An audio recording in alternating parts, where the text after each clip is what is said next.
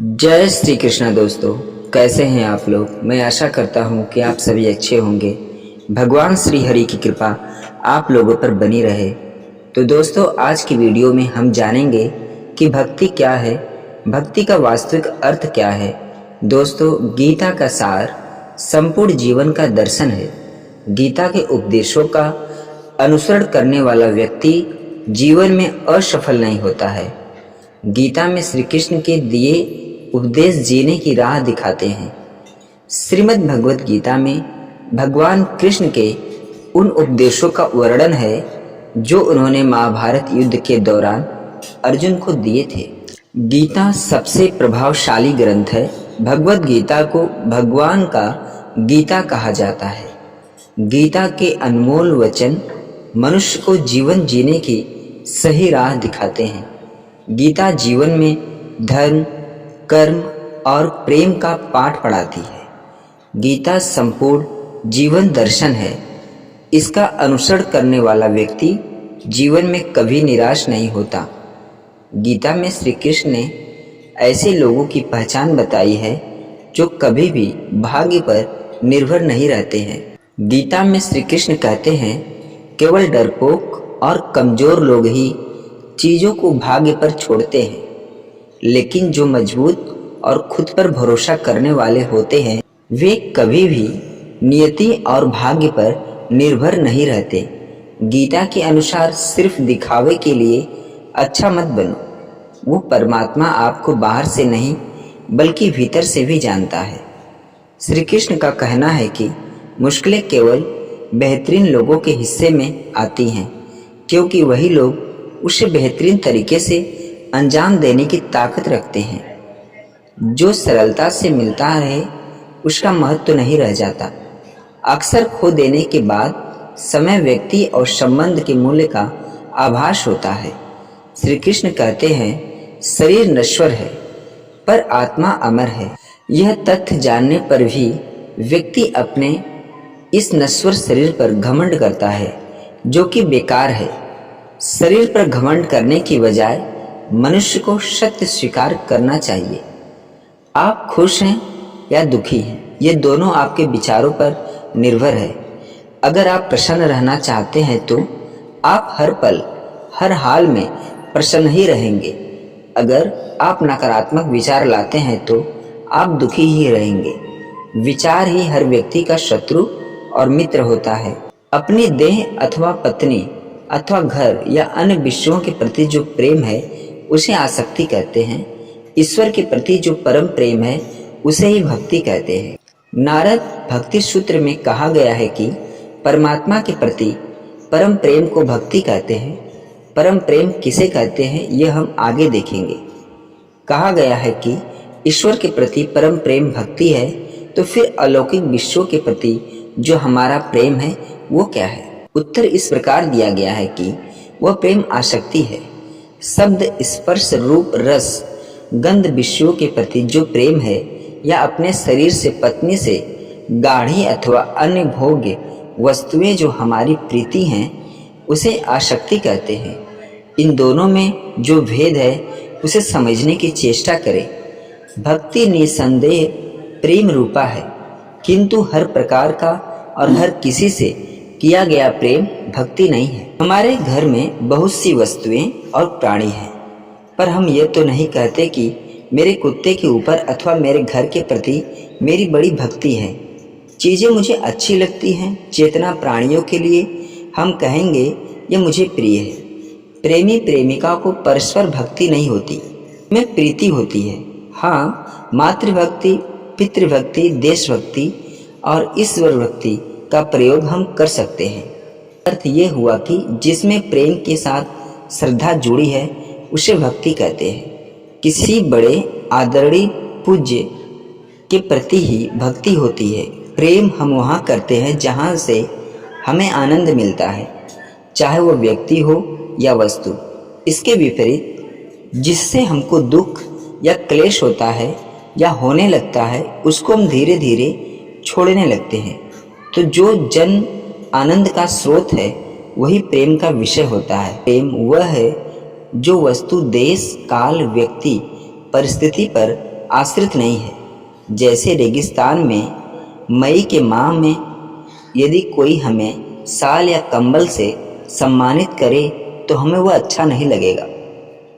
जब ठंड लगती हो या ठंड प्रदेश में हम गर्म कपड़े बहुत अच्छे लगते हैं तो विषयों का अच्छा लगना देश काल पर आश्रित है, परंतु परम प्रेम वह है जो देश काल पर आश्रित नहीं है, उनसे निरपेक्ष है, वह सदैव यथावत है। अब थोड़ी और गंभीरता से सोचे तो पाएंगे कि बाहर की कोई भी वस्तु परम आनंद का स्रोत नहीं है, ना हो सकती है, क्योंकि कोई भी वस्तु हमेशा के लिए समान रूप से अच्छी नहीं लगती, ना लग सकती है।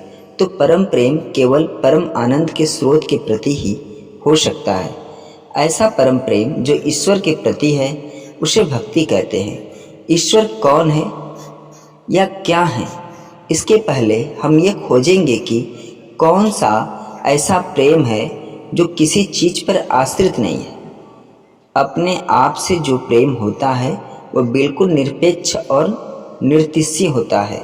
प्रत्येक व्यक्ति अपने आप से बहुत प्रेम करता है, तो दर्पण में अपनी छवि बार बार निहारता है, अपना नाम, अपना चित्र अखबार में छपा हुआ देखना चाहता है। जिन दूसरी वस्तुओं से हम प्रेम करते हैं वस्तुतः वे सब भी अपने सुख के लिए ही होती हैं, लेकिन अपने ऊपर जो हम प्रेम करते हैं वह किसी दूसरे के लिए नहीं होता। क्या ऐसा कोई व्यक्ति मिलेगा जो यह कहता हो कि मैं सुबह अपने प्रेम से प्रेम करता हूँ, शाम को नहीं करता, या कि भारत में मैं अपने से प्रेम करता हूँ लेकिन अमेरिका में नहीं करता, या गर्मियों में प्रेम करता हूँ सर्दियों में नहीं करता। इस प्रकार हमारे स्वयं के प्रति जो हमारा प्रेम है वह देश काल परिस्थिति पर निर्भर नहीं करता, उनसे परे है। अब यहाँ ध्यान देने वाली बात यह है कि जो परम आनंद स्वरूप है वही परम प्रेम का विषय होता है। तो इसलिए स्वरूप, और जब यह कहा गया है कि ईश्वर से ही परम प्रेम हो सकता है और परम प्रेम तो मेरे साथ ही है, तो इसका अर्थ यह हुआ कि ईश्वर मेरी आत्मा है।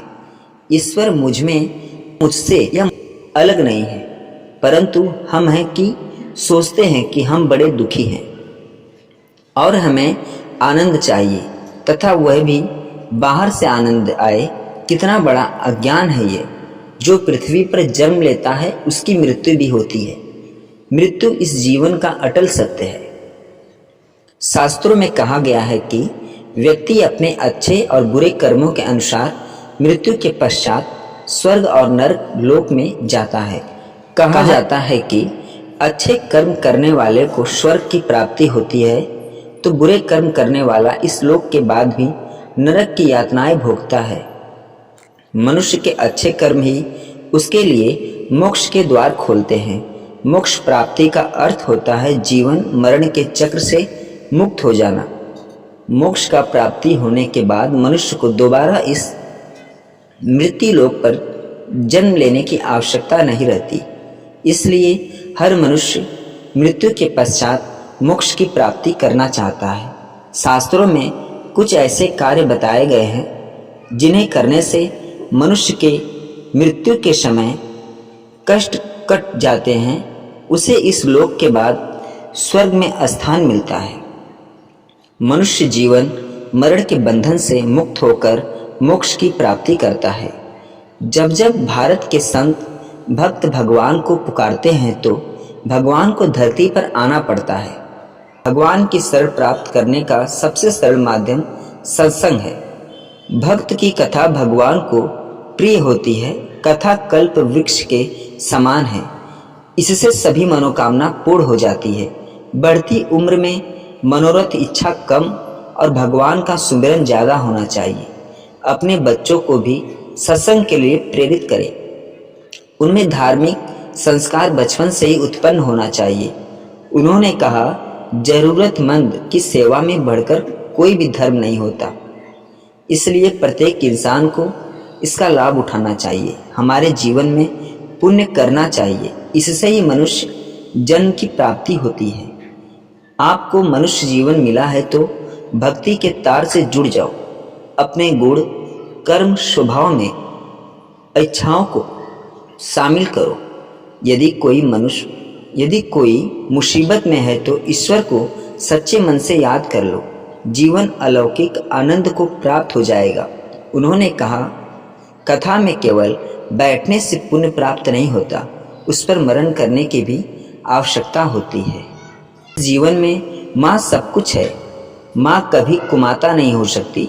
माता की ममता कभी दूर नहीं हो सकती। मनुष्य का जीवन तो मरणोपरांत तक ऐसा ही चलता रहेगा। जब तक जीवन रहेगा तब तक काम से फुर्सत नहीं मिलेगी, लेकिन हमारे व्यस्तम समय में से कुछ समय ऐसा भी निकालना चाहिए जिससे भगवान की भक्ति की जा सके। भगवान की भक्ति से मनुष्य उच्च आदर्शों को प्राप्त करता है। उसकी सभी मनोकामनाएं पूर्ण होती हैं। आदमी को अच्छा बुरा उसके कर्म बनाते हैं।